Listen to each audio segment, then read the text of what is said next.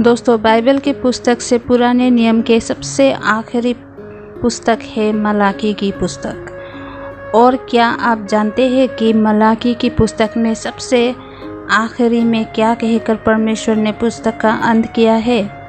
ये बात जानना अत्यंत ही आवश्यक है, क्योंकि ये आखिरी पद को पढ़कर लगता है जैसे वहाँ पर परमेश्वर का दिल छुपा हुआ है और कहीं ना कहीं वो परमेश्वर का चाहत है या फिर परमेश्वर का दुख है। मलाकी 4 अध्याय का 6 पद में लिखा है, और वो यानी एलिया माता पिता के मन को उनके पुत्रों की ओर और उनके बच्चों के मन को उनके माता पिता की ओर फेरेगा। ऐसा न हो कि मैं आकर पृथ्वी को सत्यानाश कर दूं। ये 2 बातें कि माता पिता बच्चों से और बच्चे माता पिता से दिल लगाए, एक दूसरे की बात सुनेंगे। जब कहीं भी ऐसा नहीं दिखता तो परमेश्वर को शायद गुस्सा आता है। इसीलिए तो ये बात सबसे आखिरी में दर्ज किया गया है। कहा तो ये भी गया है कि पृथ्वी का सत्यानाश होने का ना होने का भी इसी बात पर निर्भर करता है।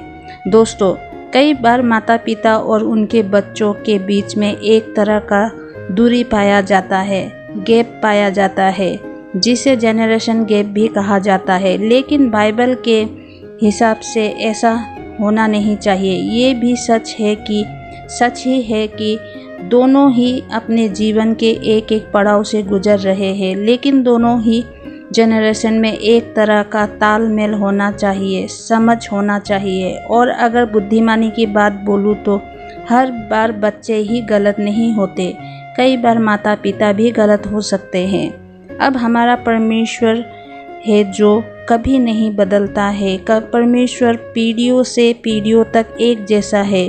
उसकी यही इच्छा है कि जैसा विश्वास माता पिता ने किया था वैसा ही विश्वास बच्चे में भी आए। और जहाँ भी ऐसा नहीं होता वहाँ पर परमेश्वर को यकीनन अच्छा तो नहीं लग रहा होगा या फिर नहीं लगता होगा।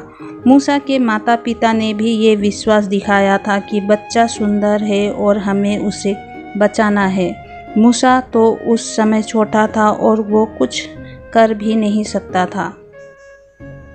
इब्रानियों की किताब 11 अध्याय का 23 पद में लिखा है, विश्वास ही से मूसा के माता पिता ने उसको उत्पन्न होने के 3 महीने तक छुपा रखा, क्योंकि उन्होंने देखा कि बच्चा सुंदर है और वे राजा की आज्ञा से भी न डरे।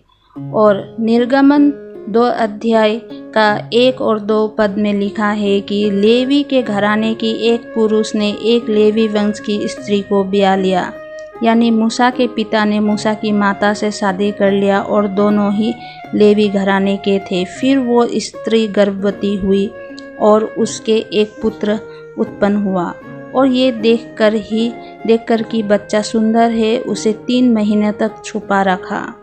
इंग्लिश में लिखा है कि शी हैड हिम, मतलब कि मूसा की माता ने ये पहल की थी, हमें इस बच्चे को बचाना है। माता ने ही पहले मूसा को बचाने के लिए कदम बढ़ाया था।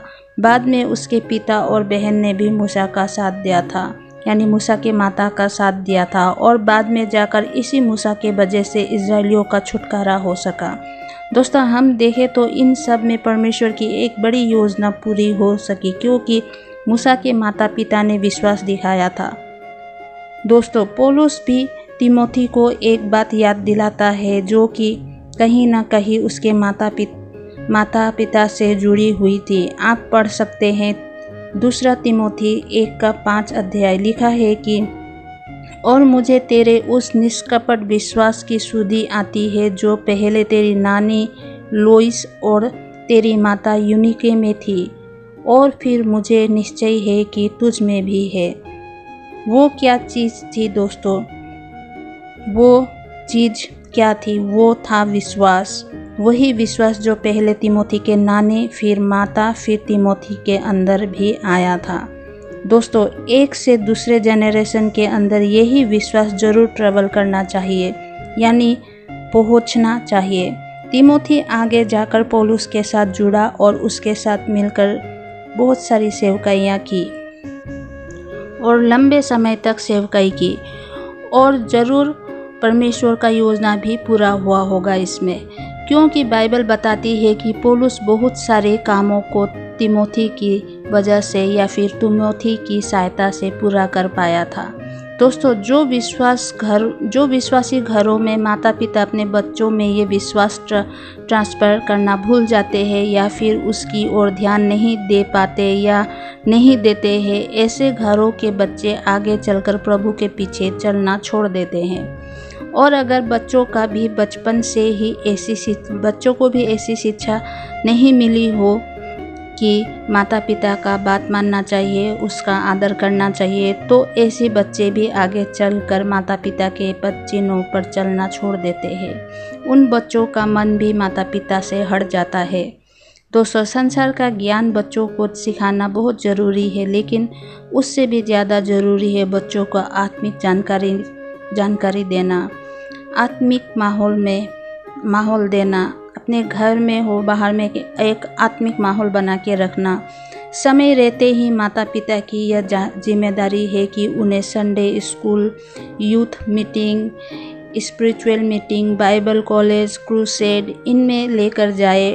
अगर आप ये सब तालमेल नहीं रखेंगे तो परमेश्वर का आत्मा आपसे निराश और शोकित रहेगा। हो सकता ये आप बात को मान भी सकते हैं। ज़रूर इन सब चीज़ को देखकर परमेश्वर आपसे या फिर आपके घर परिवार से शोकित रह सकता है। और ये बात बाइबल के आखिरी पुस्तक मलाकी और आखिरी पद में ऐसे ही नहीं लिखा गया है, बल्कि इसलिए लिखा गया है ताकि हमारा ध्यान खींच सके।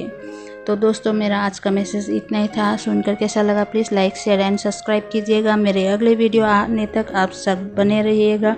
तब तक के लिए जय मसीह की।